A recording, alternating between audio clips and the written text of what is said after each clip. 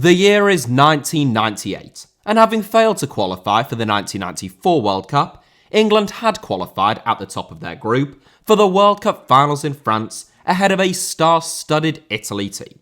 Victories against Colombia and Tunisia secured a safe passage to the knockout stage, where an 18-year-old Michael Owen scored one of the all-time great World Cup goals against Argentina. Although England were defeated by Argentina on penalties in the round of 16, having played most of that game with 10 men following David Beckham's dismissal, there were plenty of reasons to be cheerful. In Paul Scholes, Gary Neville, David Beckham, Sol Campbell and, most of all, the teenage duo of Michael Owen and Rio Ferdinand, England had an immensely talented crop of young players coming through, soon to be joined by the likes of Frank Lampard, Steven Gerrard, John Terry, and Ashley Cole. Not to forget Joe Cole, of course, who looked as though he could be the brightest prospect of the lot of them when he first broke through at West Ham. What's more, not only did England play from the 47th to the 120th minute against Argentina, with only 10 men and managed not to concede a goal, they even scored one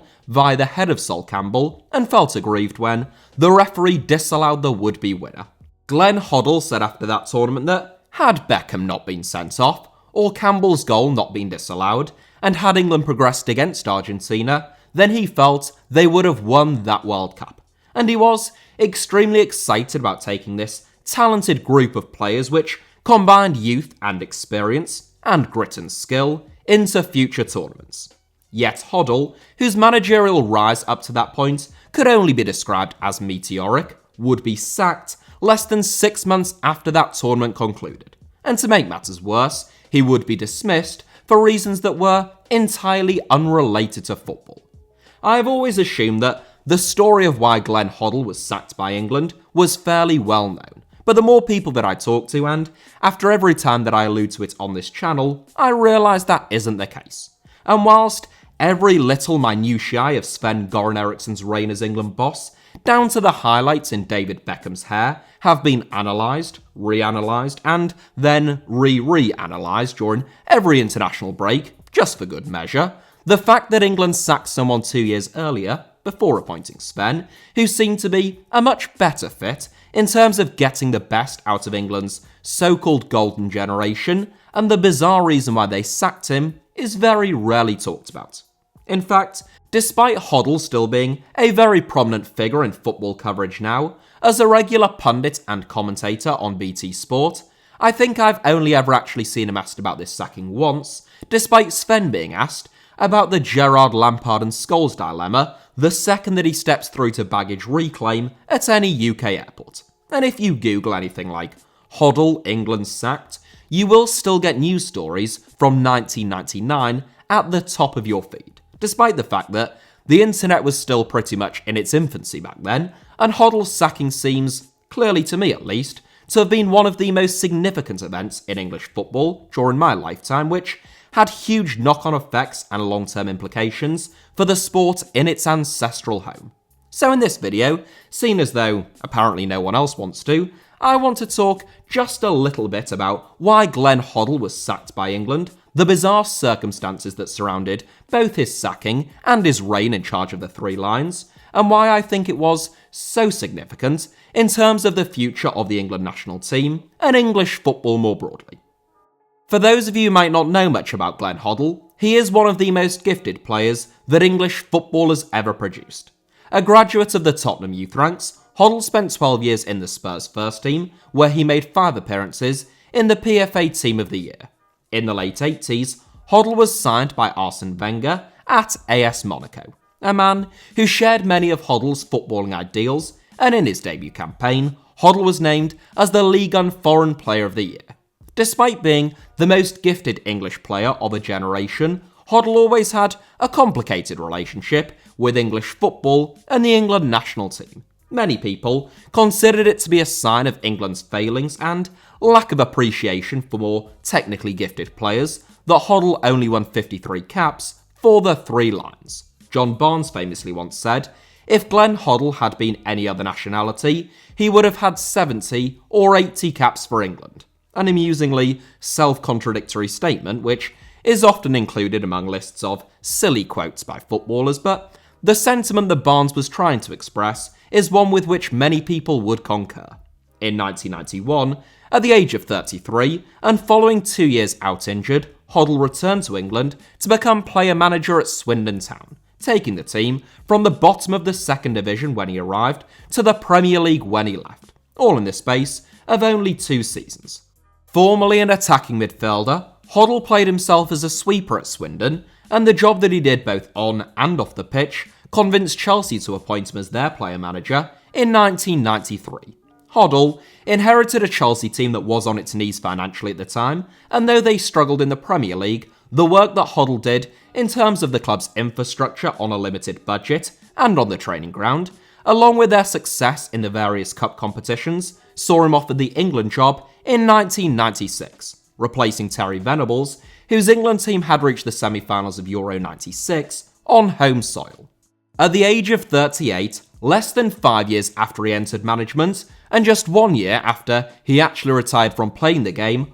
Hoddle had been entrusted with what was still the biggest job in English football. To describe it as a meteoric rise, as I did in the introduction, would actually be something of an understatement. But at no stage did Hoddle doubt his own credentials or suffer from even the slightest hint of imposter syndrome. Quite the opposite, in fact. If there was one thing that defined Glenn Hoddle's management and coaching style, it was an unwavering and immense sense of belief, virtually no self-doubt, and a straight-up refusal to ever hold his tongue or be coy about his views within or outside of football, which made him admirably honest in some respects, if nothing else, whatever you thought of those views, but also made him a liability as far as the FA was concerned, and a very easy target for England's censorious newspapers and headline writers.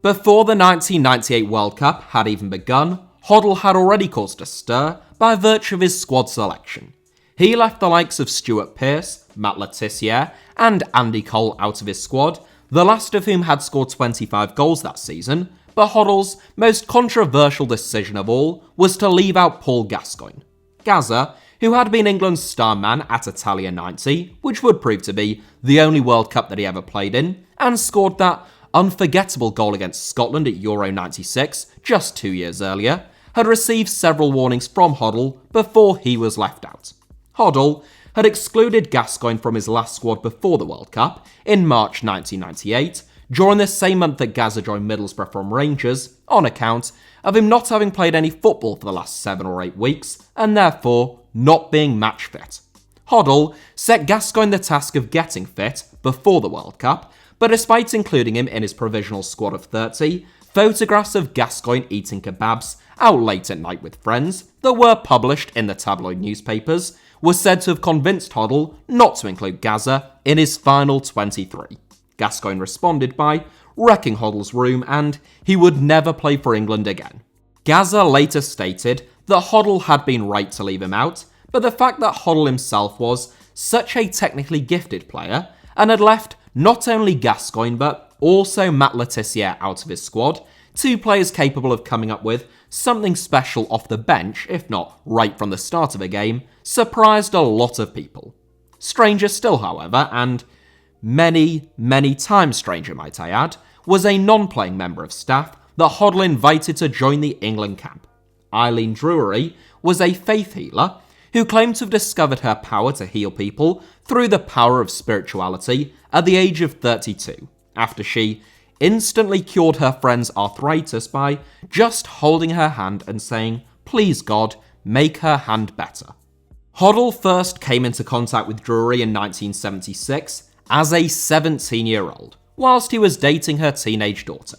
When Hoddle, during his debut campaign as a professional, hobbled into his girlfriend Michelle's home having torn a muscle, Drury offered up her services. Despite being initially sceptical, sure enough, apparently Hoddle's injuries cleared themselves up in no time. Drury ran a pub with her husband at the time, in addition to being the second coming of Jesus Christ on the side, but during the 1980s, after Hoddle became one of England's best players, she quit her job as a pub landlord and followed Hoddle in his moves to Monaco, Swindon and Chelsea, providing her unique healing and counselling services to him and any other players who Hoddle pointed in her direction. In 1986, when England travelled to Israel for a friendly game in preparation for that summer's World Cup, Hoddle found God, so to speak. Not literally, he didn't just bump into him on a street corner in Tel Aviv. He spiritually discovered him and became a born-again Christian. When he relayed this news to Drury,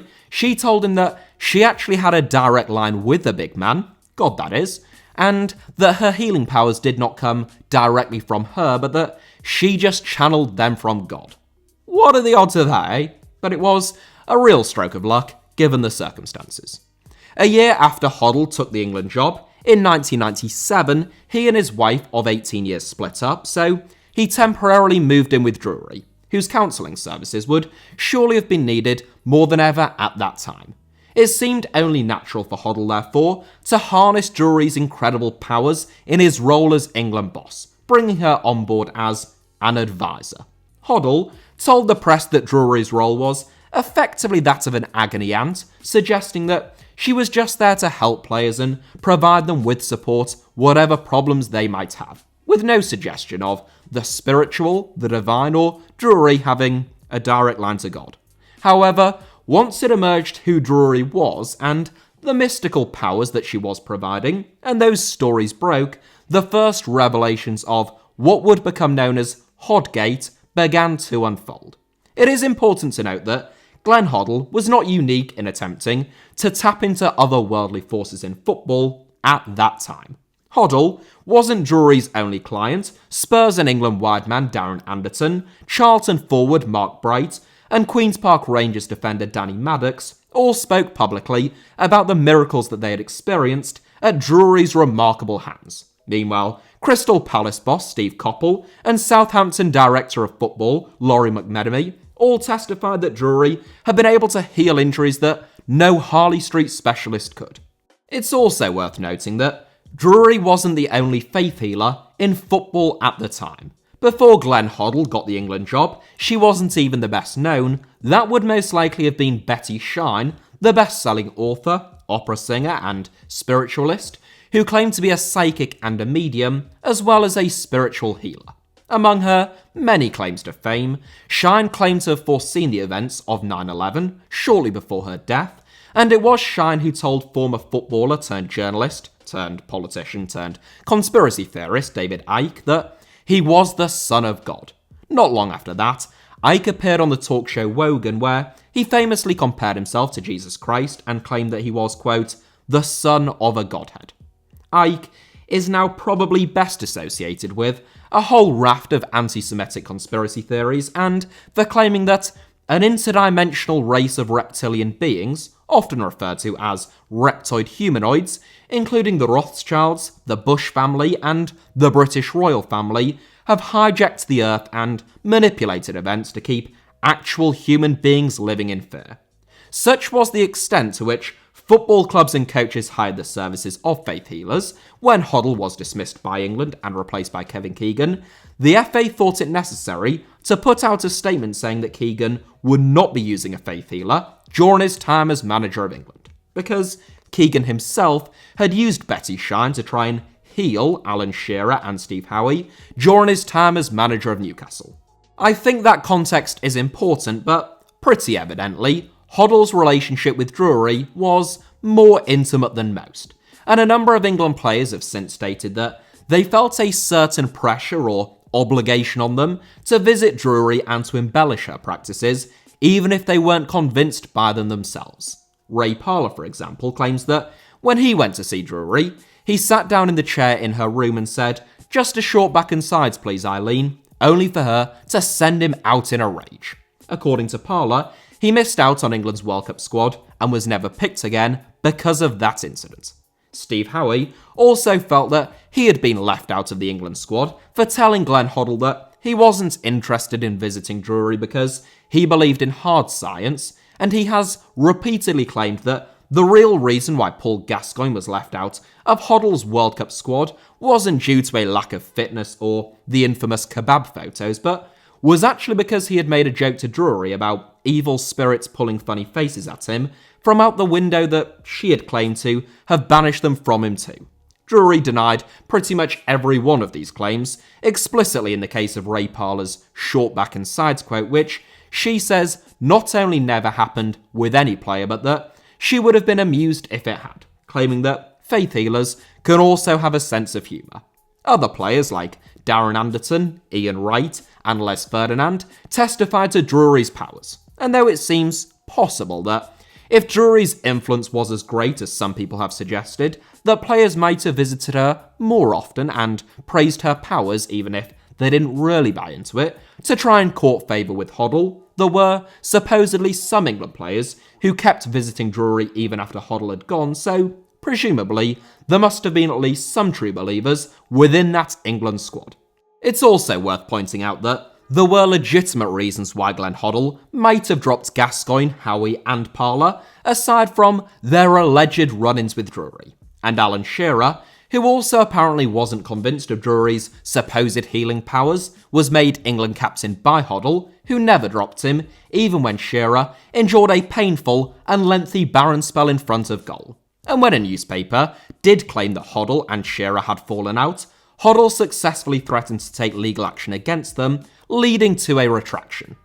Hoddle's belief in the supernatural, of some sort, and particularly in reincarnation, had been known long before he was appointed England boss, and no one seemed particularly bothered by it. Sure, some people might have found it a little bit wacky, but England is a nation of eccentrics, and more than 1 billion people across the globe believe in the reincarnation aspect at least, in some form or another. Bringing Drury on board muddied the waters a little, since it was no longer just a case of Hoddle's own personal or private beliefs, and whilst there were a fair few faith healers and their ilk involved in English football, that wasn't the case across the rest of the continent, leading to 1 or 2 jokes being made at England's expense going into the 1998 World Cup, and a feeling abroad which would increasingly permeate and become tangible at home that the England national team under Glenn Hoddle was not a serious operation, and that England were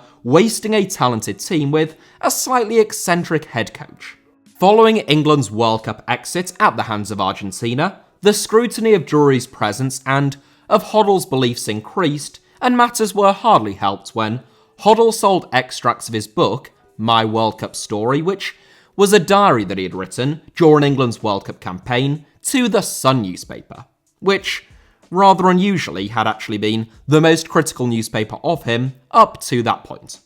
Hoddle revealing his private conversations that he had had with players, bearing in mind that they were still England players at the time and he was still the current England boss, went down about as well as you might expect, as did frequent references to Drury that coloured the book, in addition to Hoddle's claim that his biggest mistake, yes, his biggest mistake, had been not taking Drury to the World Cup itself in France with the England squad. Later that month, it emerged that Hoddle and Drury planned to open a fee-paying sanctuary seeking charitable status, named Lichgate Sanctuary, where Hoddle would become a trustee and unpaid director, whilst Drury would be paid a salary. If Drury's introduction to the England squad had muddied the waters, then this pumps raw sewage straight into those same waters, much like the government is actually allowing private water companies to do in England at this moment in time. Now the issue of Drury being pushed into the limelight by the England manager took on a new dimension, in terms of financial gain being possible because of it, in an attempt to try and calm down this media frenzy which had by this point become quite intense. On January 30th, 1999, Hoddle gave an interview to Matt Dickinson from the Times newspaper. Hoddle wanted to defend himself, Drury, and to put an end to the scandal. But somewhat ironically, with that in mind, the interview made everything 10 times worse and would ultimately cost him his job. Hoddle was quoted in the Matt Dickinson article when looking to clarify his position as having said, quote, "You and I have physically been given 2 hands and 2 legs and half-decent brains. Some people have not been born like that for a reason. The karma is working from another lifetime. I have nothing to hide about that. It is not only people with disabilities. What you sow, you have to reap. You have to look at things that happened in your life and ask why. It comes around." End quote.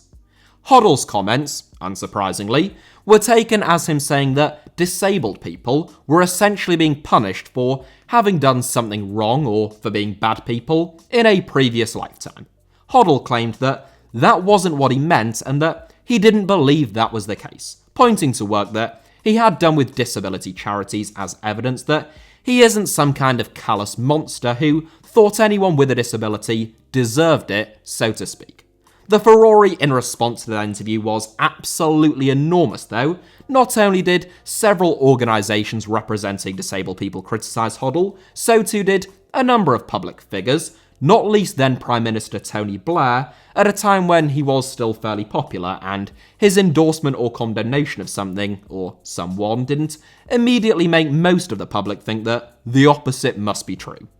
The fact that England had lost to Sweden and drew with Bulgaria following the World Cup, putting their Euro 2000 qualification hopes into some doubt, also made Hoddle a much easier target. And the fact that his relationship with the infamously unforgiving and vitriolic British press had by this stage become increasingly adversarial meant that they went hell for leather as soon as they smelt blood. Public opinion, which had been wavering in previous months, rapidly turned against Hoddle. One poll, conducted by the BBC, reported that 90% of respondents said they felt Hoddle should be sacked. And just 4 days after giving that interview, he was. Oddly enough, after Hoddle was actually sacked, polling suggested that public opinion had shifted a bit, with people feeling more sympathetic towards him. At this point, you could be forgiven for thinking, if you didn't already know why Hoddle was sacked, well,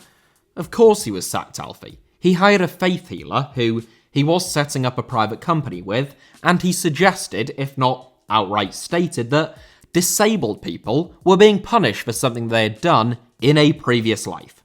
When you put it like that, his position seems to be pretty obviously untenable. But for all of his quirks and eccentricities, and worse, I think it is worth considering what the future might have held for England if they hadn't sacked Hoddle. Or, if you prefer, and I think is more suitable, what the future might have held for England if Hoddle hadn't come with any baggage. It's no secret that Hoddle had a great fondness for technical players, having been one himself, something that future and past England managers were accused of overlooking and undervaluing. If you look at all of the big problems that England had over the next decade after sacking Hoddle, it's difficult not to feel as though he might have had the solutions to all of them. England played with a back three at the 1998 World Cup, and Hoddle always talked about how it had been his long-term intention to play Rio Ferdinand as a sweeper, rather than as a traditional centre-back in a back three. In the years that followed, England had a plethora of options at centre-back, and playing a three would have meant that Rio Ferdinand, John Terry and Sol Campbell, who were three of the best centre-backs in the world for the best part of a decade, could all have played together, with Terry on the left, Campbell on the right, and Ferdinand as a sweeper through the middle. There is absolutely no doubt in my mind that Ferdinand had all the technical ability and positional sense to play that role as well as almost anyone else in world football at the time. And it is also my personal opinion that it is a great shame that we never got the chance to see him play there. That system of playing a back three would also have allowed England to play David Beckham on the right and Ashley Cole on the left, and, as you can probably guess where I'm going with this one, later on, Frank Lampard, Steven Gerrard, and Paul Scholes could all have been accommodated in the middle of the park. Hoddle described Scholes as the best player that he ever managed, and while Sven also described the Manchester United legend as being the best of England's three outstanding central midfielders, he famously, or infamously perhaps, played him out wide on the left, which, in part, prompted Scholes to prematurely retire from international football following Euro 2004. Hoddle would never have played Scholes out wide on the wing, and whilst the problem for England under Sven was that none of those three were midfield sitters, with Scholes and Gerrard only becoming deep-lying playmakers much later in their careers, the fact that England would almost certainly have played with 3 central defenders, with Ferdinand acting almost as that pivot in front of the other 2, with the 2 wide players able to sit in out of possession means that those defensive deficiencies would have been masked far better under Hoddle's system than it was under either Sven, Capello, or their predecessors. And then it would have been a case of initially Shearer and Owen, and later Rooney and Owen as a straight partnership. I also think that it is interesting to imagine the role that Joe Cole would have played in those squads, as England's most naturally gifted player since Gazza, but not troubled by some of the demons that Gazza was, had he played under Hoddle for England. At club level, whilst Cole had a very good career, most notably at Chelsea where he won 3 Premier League titles and won the club's Player of the Year award on one occasion, he was forced out wide, just as he was with England, and he always seemed a little bit hamstrung out there. Cole's best position, evidently from his early years at West Ham, was as a number 10 or in something of a free role which could have started out wide but would have involved drifting in field often and being given plenty of license to roam around, which is something that he was never afforded under either Sven-Göran Eriksson or Jose Mourinho. There is no way of knowing for sure, of course, but I think Hoddle may well have taken the shackles off Cole and turned him into that player who could unlock a tight defence and link the midfield and the attack for England, or, at the very least, a really potent weapon to introduce off the bench when England were in need of a piece of magic from him to either create or score a goal. This is the type of lineup that I suspect Hoddle would have fielded had he survived long enough to take England into Euro 2000. And by Euro 2004, which I think is generally established as having been England's strongest squad, along with the 2006 World Cup, if Scholes hadn't retired, I suspect we would have seen something like this across those 2 tournaments. We are deep within the world of make-believe by this stage, but don't you think that team playing progressive football under a progressive coach, I'm not saying that they would have won anything, I'm just saying I'd have liked to have seen them try. What we got instead was 4-4-2 for the next 15 years, changing only in 2014, by which stage England's so-called golden generation were either golden oldies, lumbering around in the sweltering heat and humidity of the Brazilian rainforest, or had already retired.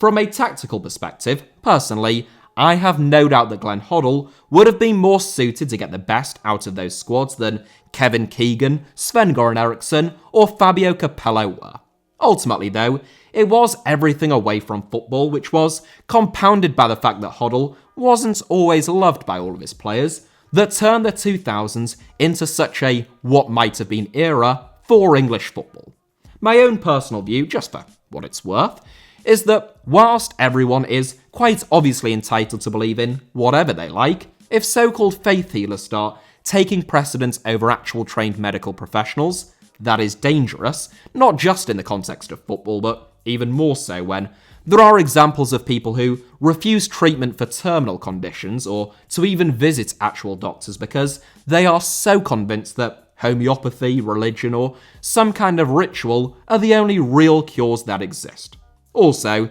saying people's disabilities are karma, aside from obviously being nonsense, is just, well, a pretty horrible thing to say. Hoddle went on to manage Southampton, his old club Tottenham, and finally Wolverhampton Wanderers, where he drew an incredible 34 of his 76 games in charge of the club. He now works as a pundit and as a commentator, and despite suffering a cardiac arrest on his 61st birthday just a few years ago, Hoddle was taken to Barts Hospital in London for immediate and, thankfully, successful heart surgery. That is it for today's video. Thank you all very much as of watching. A little bit of a different one, but it's something that, like I say, I hadn't seen scrutinised, and I thought that it was worth doing, so why not me? Yeah. I hope you enjoyed it. Thanks for watching. Hit the like button if you did. Let me know your thoughts down below in the comments, and make sure that you are subscribed and have notifications turned on, of course, for HITC Sevens. You can also find me on social media on either Twitter or Instagram via the username @HITC Sevens, and as you can probably tell by this stage, I'm dying again from hay fever, so apologies if my voice reflected that fact. Cheers. Hope you have a brilliant day.